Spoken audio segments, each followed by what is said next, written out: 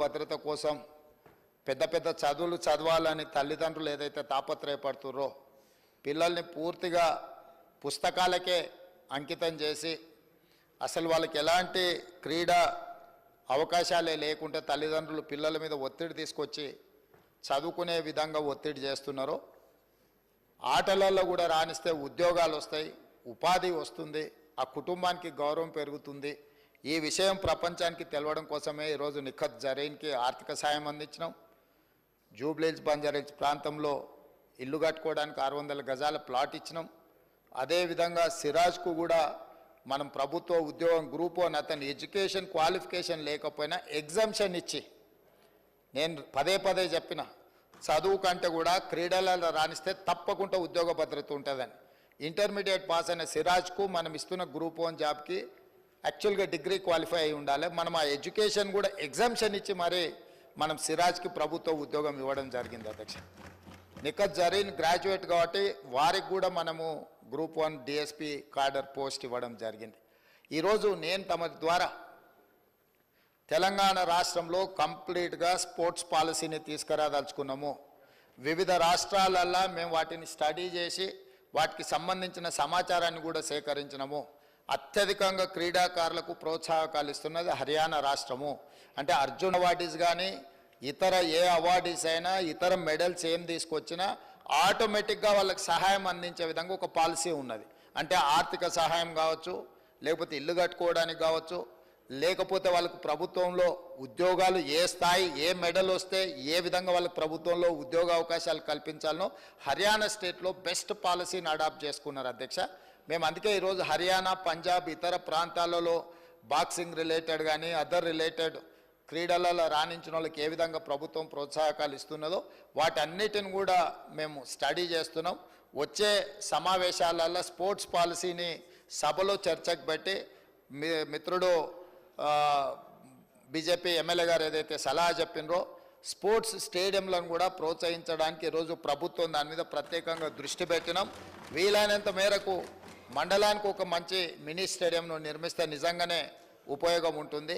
కాకపోతే ఈరోజు తెలంగాణలో భూముల విలువ అత్యధికంగా పెరిగిపోయి ప్రభుత్వ భూములు కబ్జాలకు లోనయ్యి చాలా ప్రాంతాలలో లేవు. ఎక్కడైనా ఏదైనా మండల కేంద్రాలలో ఒకవేళ భూమి అందుబాటులో ఉంటే ప్రభుత్వానికి బడ్జెట్ కేటాయించడానికి ఎలాంటి ఇబ్బంది లేదు. అదేవిధంగా ఈ వేదిక మీద నుంచి తమరికి నేను చెప్పదలుచుకున్నది, మేము బీసీసీఐతో మాట్లాడుతున్నాం. వారితో ప్రాథమిక చర్చలు పూర్తి అయిపోయినాయి. నిన్న ఎక్కడైతే బేగర్ కంచెలో మనము స్కిల్స్ యూనివర్సిటీని ప్రారంభించుకున్నామో తొందరలోనే నేషనల్ అకాడమీ ఆఫ్ కన్స్ట్రక్షన్ని కూడా అక్కడికే షిఫ్ట్ చేయాలనుకుంటున్నాం.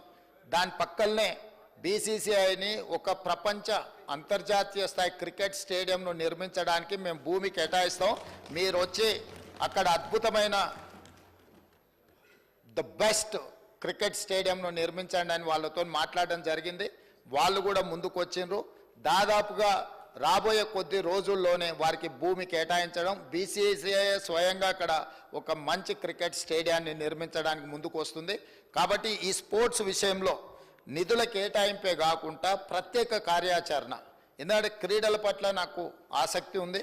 మీకు అందరు కూడా తెలుసు అధ్యక్ష, ఈ రాష్ట్రము వ్యసనాల నుంచి యువతను బయటికి తీసుకురావాలంటే క్రీడల్ని ప్రోత్సహించాల్సిన బాధ్యత ఈ సభ మీద ఉన్నది. మన అందరం కూడా ఏకగ్రీవంగా మీరు ఏం సలహాలు సూచనలు ఇచ్చిన క్రీడలకు సంబంధించి తప్పకుండా ఆ స్పోర్ట్స్ పాలసీలో మీరు సజెషన్స్ ఇవ్వండి, వాటిని అడాప్ట్ చేసుకుంటాం. ఆల్రెడీ ఉన్న స్టేడియంలో మీకు యూసుఫ్గూడలో కోట్ల విజయభాస్కర్ రెడ్డి స్టేడియం ఉంది, అది ఇప్పుడు సినిమా ఫంక్షన్లకు అంకితం అయిపోయింది. గచ్చిబౌలిలో ఉన్న స్టేడియంలో పెళ్లిళ్లకు పేరాంటాలకు పోతున్నాయి. సరూర్ నగర్లో కట్టిన అద్భుతమైన స్టేడియం అన్నాడు కాంగ్రెస్ పార్టీ ఉన్నప్పుడు, ఈరోజు రాజకీయ పార్టీ సభలకు సమావేశాలకు ఉపయోగిస్తున్నారు. హైదరాబాదు నగరంలో ఇప్పుడు ఎల్బీ స్టేడియంలో కూడా మనం క్రీడలు తగ్గినాయి, రాజకీయ కార్యక్రమాలు పెరిగినాయి. సో ఒక గత ప్రభుత్వాలు ఒక స్పోర్ట్స్ పట్ల ఒక ఎకో సిస్టమ్ ఏదైతే డెవలప్ చేసినరో ఆ ఎకో సిస్టమ్ అంతా కూడా ఇప్పుడు దెబ్బతింటున్నది. కాబట్టి వీటన్నిటి మీద కూడా ప్రత్యేక కార్యాచరణ తీసుకురావాల్సిన అవసరం ఉంది. వాటన్నిటిని కూడా మనం అప్గ్రేడ్ చేసుకొని కొత్తగా విద్యార్థులకు క్రీడల పట్ల ఆసక్తిని పెంచాల్సిన బాధ్యత ప్రభుత్వం మీద ఉన్నది. ప్రభుత్వం బాధ్యత తీసుకోవాలనుకుంటుంది. కాబట్టి మీరందరూ కూడా సహకరించి ముందుకు వచ్చి ఈ కార్యక్రమాలలో ప్రభుత్వానికి సహకరిస్తే తప్పకుండా అద్భుతమైన క్రీడలకు సంబంధించిన విధి విధానాలను పూర్తి చేసుకుంటాం. తెలంగాణ రాష్ట్రం నుంచి ప్రపంచంలో ఏ క్రీడలు జరిగినా కూడా తెలంగాణలో శిక్షణ పొందిన వాళ్ళు మెడల్స్ తీసుకొచ్చే విధంగా వాళ్లకు శిక్షణ ఇవ్వాలని మేము అనుకుంటున్నాం. మీ మద్దతు ఉండాలని కోరుకుంటున్నాం అధ్యక్ష. అదేవిధంగా ఇంకొక చిన్న విషయం అధ్యక్ష, ట్రై చేద్దాం. అక్కడ అంతకుముందు గతంలో ఉమ్మడి రాష్ట్రంలో శాప్ చైర్మన్గా పనిచేసిన రాజ్ ఠాకూర్ గారు ఉన్నప్పుడు చాలా మనం ఇక్కడ క్రీడల్ని ప్రోత్సహించే కార్యక్రమాలు తీసుకున్నాం. వారు ఈరోజు ఎమ్మెల్యేగా ఈ సభలో ఉన్నారు. నిన్నమన్న కూడా నేను శాట్స్కి కొత్త స్పోర్ట్స్ చైర్మన్ వేసినాను, నిర్ణయాలు తీసుకుంటున్నాం అధ్యక్ష.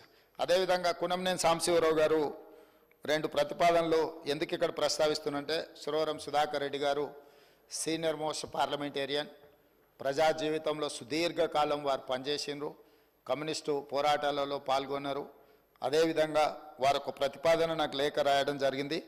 సాంబశివరావు గారు సభలో ప్రస్తావించారు కాబట్టి వారు రాసిన దాంట్లో తెలంగాణ వైతాళికుడిగా పేరు పొందిన బహుముఖ ప్రజ్ఞశాలి గోల్కొండ పత్రిక సంపాదకులు, రచయిత, పరిశోధకులు శ్రీ సురవరం ప్రతాప్ రెడ్డి గారి పేరు తెలుగు విశ్వవిద్యాలయానికి పెడతామని గతంలో కేసీఆర్ గారు మాట ఇచ్చిండ్రు. దాన్ని పెడితే బాగుంటుందని వారు అంటున్నారు. ఈరోజు తమరి ద్వారా ఈ సభలో ఉన్న అన్ని రాజకీయ పక్షాలకు నేను ఒక విజ్ఞప్తి చేయదలుచుకున్నాను. ఇప్పుడున్న తెలుగు విశ్వవిద్యాలయానికి పొట్టి శ్రీరాములు తెలుగు విశ్వవిద్యాలయం అని పేరుంది. మరి ఇప్పుడే టీఎస్ నుంచి టీజీకి మారిస్తేనే కొంతమంది మిత్రులు ఇది ఇటు మార్చి ప్రభుత్వాలు మారంగానే పేర్లు మారిస్తే ఎట్లా అనే చర్చ వచ్చింది.